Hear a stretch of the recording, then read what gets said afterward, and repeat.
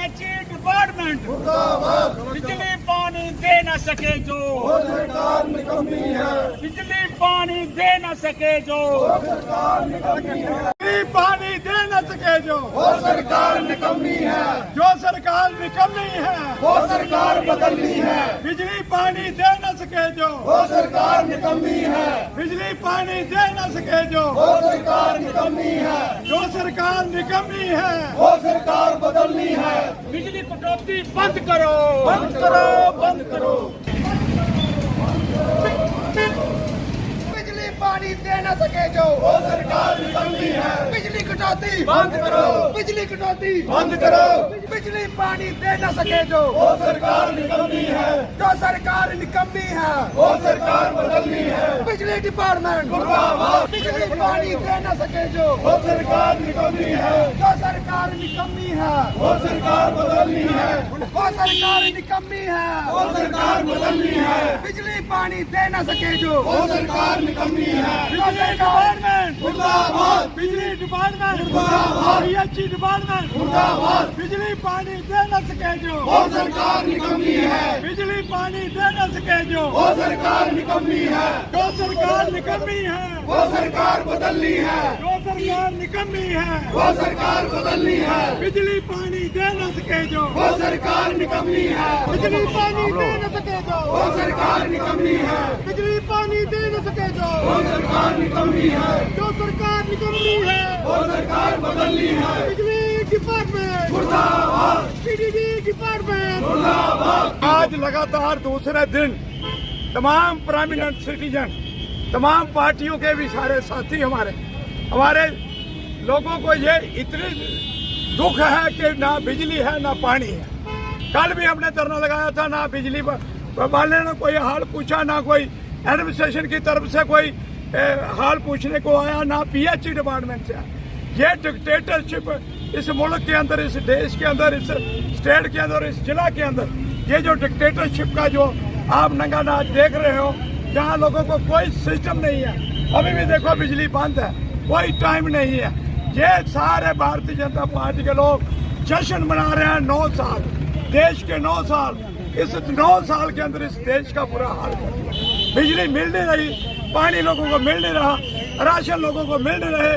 जो इन्होंने वादे किए थे देश के नौजवानों को 2 करोड़ साल की नौकरी देंगे, एक नौकरी भी नहीं दी।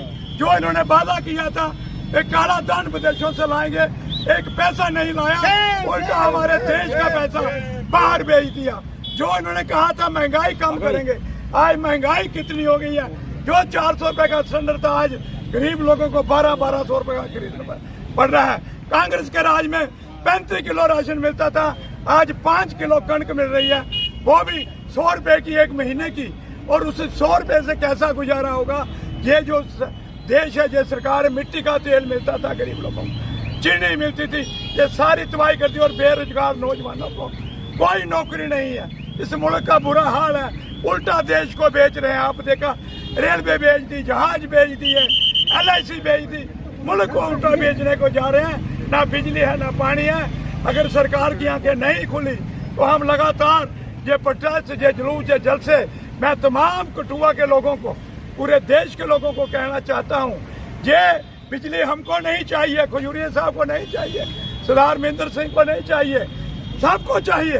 मैं तमाम लोगों को अपील करता हूँ, सारे लोग इकट्ठे होकर इस सरकार का तख्ता पलट के रखो, ताकि बिजली पानी जो दे न सके उस सरकार को रहने का। भाजपा सरकार ने अच्छे दिन के दावे की, क्या यही दावे? मैंने गिना दिया कि लोगों के अच्छे दिन आ गए। ना राशन मिलता है, ना बिजली मिल रही है, ना पानी मिल रहा है। इंसान को सबसे पहले ये चीज चाहिए, कुछ नहीं मिल रहा है। बेड़ा गर्क कर दिया इस देश का।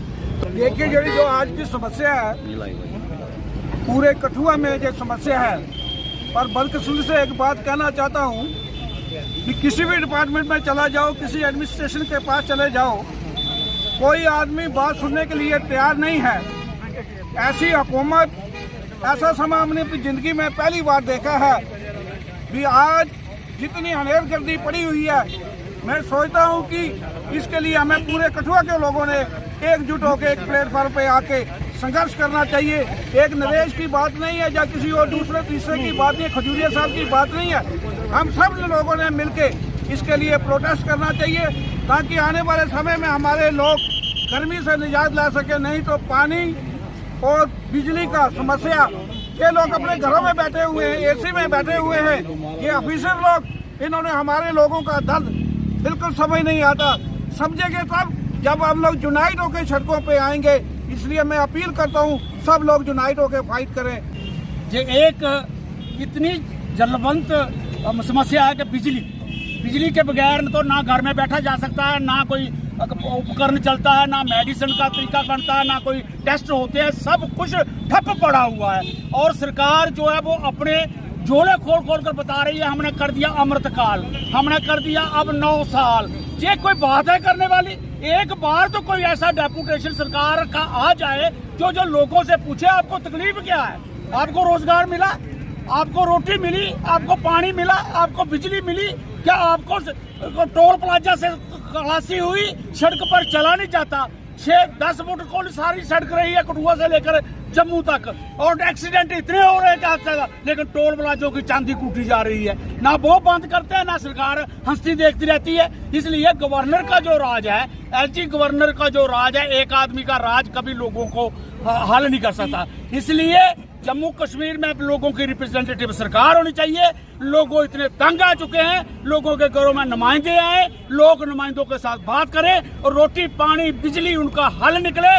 नहीं तो ये लोगों के अंदर जो गुस्सा है ये कल को ज्वलंत बनेगा और फिर सरकार जवाब दे होगी कि लोगों ने क्या कर दिया। हड़तालें होंगी, धरने होंगे और प्रोटेस्ट होंगे। यही हमारा क्या बिजली पानी में लगातार कटौती है लेकिन रेट बढ़ाई जा रही है और रेट दबादब बढ़ रहे हैं। और बिल बेचारे जो लोगों को 200 बिल आ रहा है, अब 1000 बिल आ रहा है, और जिनका 100 आता था गेहूं में उनके 1000 का बिल जा रहा है। ये कौन सा नाप तोड़ है ये भी कोई पता नहीं चलता। इसलिए गवर्नर साहब स्पेशल भेजे गए हैं वो पैसे इकट्ठे करने के लिए, क्योंकि यूपी में पैसा ही ज्यादा चलता है। जैसे ब्रिजभूषण के पास है 148 कॉलेज हैं, यूनिवर्सिटियां अपनी हैं, जहाज अपने हैं, हेलीपैड अपने हैं। ये वहाँ का ही है गवर्नर, और ये गवर्नर भी वहाँ पर यही बनना चाहता है। इसलिए जहाँ पर चांदी कूट रहे हैं और जहाँ से खींच रहे हैं पैसा और लोगों को हुकूक नहीं दे रहे। आपने देखा 2 दिन से पूरे शहरवासी जिस तरह से प्रदर्शन कर रहे हैं। मैं पूछना चाहता हूं एडमिनिस्ट्रेशन से, डिप्टी कमिश्नर से, जो लोगों की बिल्डिंगें तो तोड़ते हैं, लेकिन क्या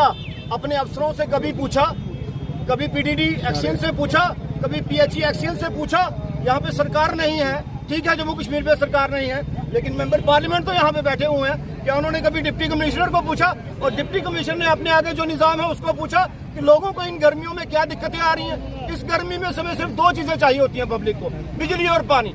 अगर आप ये चीजें नहीं दे सकते तो आपको इन चेयरों पर बैठने का अधिकार नहीं है। मैं भारतीय जनता पार्टी के लोगों को कहना चाहता हूँ, उनके नेताओं को कहना चाहता हूँ, 2 रुपए सिलेंडर का रेट बढ़ता था, 2 रुपए डीजल पेट्रोल का रेट बढ़ता था, अब सड़कों पे आ जाते हो। आज वही लोग जिन्होंने आपको वोट डाल के मेंबर पार्लियामेंट बनाया, दिल्ली बिठाया है, वो डीडीसी कहाँ है, वो बीडीसी कहाँ है, वो मेंबर पार्लियामेंट कहाँ है? क्या आपको अपने डिप्टी कमिश्नर को, आप अपने अफसरों को पूछ नहीं सकते और डिप्टी कमिश्नर अपने एक्सीओ को पूछ नहीं सकता? ये बहुत निंदनीय बात है। और अगर लोगों की समस्याओं का हल नहीं हुआ और रात को जिस तरह से बिजली कटौती 4-4, 5-5 घंटे बिजली बंद होती है, लाइट बंद होती है और पानी लोगों को पीने को नहीं मिल रहा, मैं ये कहना चाहता हूँ लोगों कठुआ के लोगों से, इनका तख्त बदल दो, इनका ताज बदल दो, इनको फ्री करके घर बिठा दो। अगर ये हमें मूलभूत सुविधाएं नहीं दे सकते तो भारतीय जनता पार्टी को सत्ता में रहने का कोई अधिकार नहीं है। इस डिप्टी कमिश्नर और इस पूरे निजाम को, जो जितने भी एक्शन है, हमारे यहाँ पे जितने भी लोग हैं जो इस हमें मूलभूत सुविधाएं प्रदान करते हैं, अगर वो नहीं कर पाते तो उनको चेंज करें, उनको ट्रांसफर करें और हमें और लोगों को उनको पूरे हक दिए जाएं।